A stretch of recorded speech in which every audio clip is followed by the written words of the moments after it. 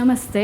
ಇದು ಈ ಕುಂಭಮೇಳ ಅನ್ನೋದು ಕೇವಲ ಆಧ್ಯಾತ್ಮಿಕ ಸಾಧನೆ, ಅದು ಅದರ ಜೊತೆಗೆ ಪ್ರಕೃತಿಯನ್ನು ಮತ್ತು ಮನುಷ್ಯನನ್ನು ಆ ತತ್ವ ಮೀರಿ ನಾವಿಲ್ಲ ಅನ್ನುವಂತಹ ತತ್ವ ಯಾವ ರೀತಿ ಇದರ ಮೇಲೆ ಒಂದು ಬೆಳಕು ಚೆಲ್ಲಬಹುದಾ ಸ್ವಾಮೀಜಿ? ಖಂಡಿತ. ಪ್ರಕೃತಿ ನೋಡಿ, ತೀರ್ಥ ಅಂದರೆ ಏನು? ಯಾವುದು ನಿಮ್ಮನ್ನು ಪರಿಶುದ್ಧಗೊಳಿಸುತ್ತೋ ಅದು ತೀರ್ಥ.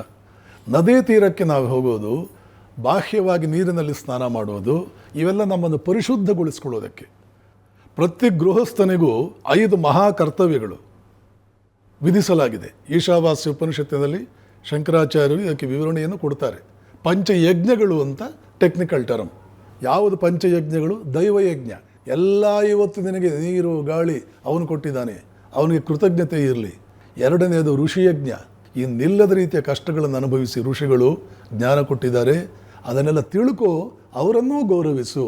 ಎರಡನೇ ಕರ್ತವ್ಯ. ಮೂರನೇ ಕರ್ತವ್ಯ ಪಿತೃಯಜ್ಞ. ನಿನಗೆ ಅಲ್ಲಿಂದಲೂ ಆಶೀರ್ವಾದವನ್ನು ಮಾಡ್ತಾ ಇದ್ದಾರೆ, ಅವರು ಉಪವಾಸ ಇದ್ದು ನಿನ್ನನ್ನು ಬೆಳೆಸಿದ್ದಾರೆ. ಆದ್ದರಿಂದ ಮನೆಯಲ್ಲಿ ಹಿರಿಯರಿಗೆ ಯಾವತ್ತೂ ಚೆನ್ನಾಗಿ ನೋಡ್ಕೋ, ಅವ್ರಿಗೆ ಕೃತಜ್ಞನಾಗಿರು, ವಿಧೇಯನಾಗಿರು. ನಾಲ್ಕನೇದು ಭೂತಯಜ್ಞ. ಇಲ್ಲಿ ಪ್ರಕೃತಿ ಬರುತ್ತೆ. ಪಂಚಭೂತಗಳು, ಆಕಾಶಾದ್ ವಾಯು, ಗಾಳಿ, ಅವನು ವಾಯುದೇವ. ನಮಗೆ ವಾಯೋರಗ್ನಿ, ವಾಯುವಿನಿಂದ ಬಂದಿರತಕ್ಕಂಥದ್ದು ಅಗ್ನಿ, ಅವನು ಅಗ್ನಿದೇವ. ಅಗ್ನೇರಾಪಹ, ಅಗ್ನಿಯಿಂದಲೇ ಬಂದಿರತಕ್ಕಂಥದ್ದು ನೀರು, ಅವನು ವರುಣದೇವ. ಅದ್ಭ್ಯ ಪೃಥಿವಿ, ನೀರಿನಿಂದ ಬಂದಿರತಕ್ಕಂತಹದ್ದು ಭೂತಾಯಿ.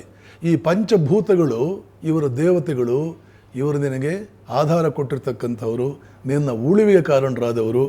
ಈ ಪ್ರಕೃತಿಯೊಡನೆ ನಾವಿಟ್ಕೊಳ್ಬೇಕಾದ ಸಂಬಂಧ 16 ಕಡೆ ಬಂದಿದೆ.